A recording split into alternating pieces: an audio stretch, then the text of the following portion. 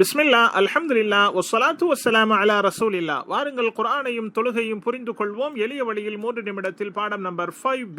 இதில் நாம் அரபி இலக்கணம் படிப்போம்.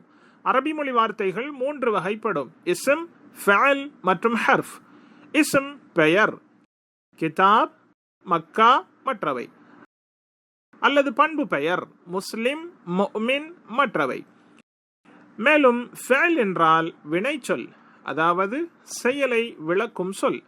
மேலும் ஹர்ஃப், இது இஸ்மு மற்றும் ஃபஅல் வகைகளை இணைத்து வைக்கும், அதாவது இருந்து, இக்கு, லே போன்றவை. இப்பொழுது நாம் இஸ்மின் அடையாளத்தை எடுப்போம். கிதாபுன், அதாவது ஏதாவது ஒரு புத்தகம். இதன் கடைசியில் உள்ள இந்த குறியீடு இது இஸ்மு என்று காட்டும். ஒரு சுவாரஸ்யமான விஷயம், நீங்கள் கடைசி குறியீடை சொல்லாமல், அதாவது கிதாபுன் என்பதை கிதாப் என்று சொன்னால் எந்த வித்தியாசமும் ஏற்படாது. ஏனென்றால் அதுவும் குறிப்பிட்டதாக ஆகாது. எனினும் குறிப்பிட்ட கிதாபு பற்றி நீங்கள் பேசினால் ஆரம்பத்தில் இல் சேருங்கள். இல் என்றால் அந்த குறிப்பிட்ட என்று பொருள். அரபியில் எந்த வார்த்தையும் சுக்குன் பெற்ற எழுத்தில் துவங்காது. இதனால் ஆரம்பத்தில் ஹம்சா சேர்ப்பது அவசியமாகும், அதாவது அல். எப்போது ஆரம்பத்தில் அல் வந்ததோ இறுதியில் உள்ள உன் என்பது வராது. எப்படி என்றால் அல் கிதாபுன் என்று சொல்ல மாட்டோம். உன்னை நீக்கினால் அது அல் கிதாபு என்றாகிவிடும். நீங்கள் மேலும் அந்த புத்தகம் என்று சொல்ல விரும்பினால் அது வல் கிதாபு என்று ஆகும்.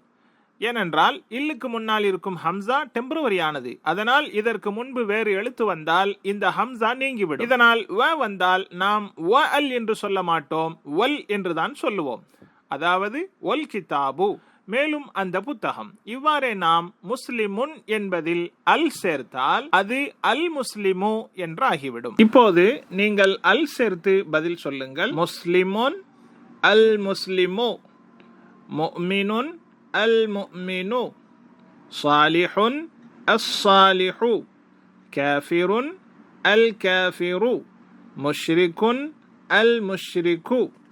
வார்த்தையின் கடைசி குறியீடு இஸ்மின் நிலை என்ன என்பதை விவரிக்கும். உதாரணமாக கிதாபுன், கிதாபன், கிதாபின். இது இஸ்மை வேறுபடுத்தி காட்டும், அதாவது சப்ஜெக்டா அல்லது அப்ஜெக்டா அல்லது ஜர்ருடைய எழுத்தோடு உள்ளதா என்று.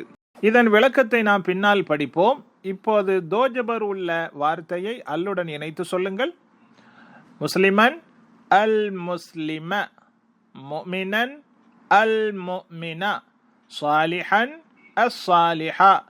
இப்போது தோஜர் உள்ள வார்த்தையை அல்லுடன் இணைத்து சொல்லுங்கள். முஸ்லிமின் அல் முஸ்லிமி, முஃமினின் அல் முஃமினி, சாலிஹின் அஸ் சாலிஹி. எனவே இஸ்மின் அடையாளங்கள் என்ன? ஆரம்பத்தில் இல், அல் கிதாபு என்பதை போல, அல்லது கடைசியில் உன், அன், இன், கிதாபுன், கிதாபன், கிதாபின் என்பதை போல. இப்பாடம் நிறைவு பெற்றது. ஜஸாக்குமுல்லாஹு கைர். வஸ்ஸலாமு அலைக்கும் வரஹ்மத்துல்லாஹி வபரகாத்துஹு.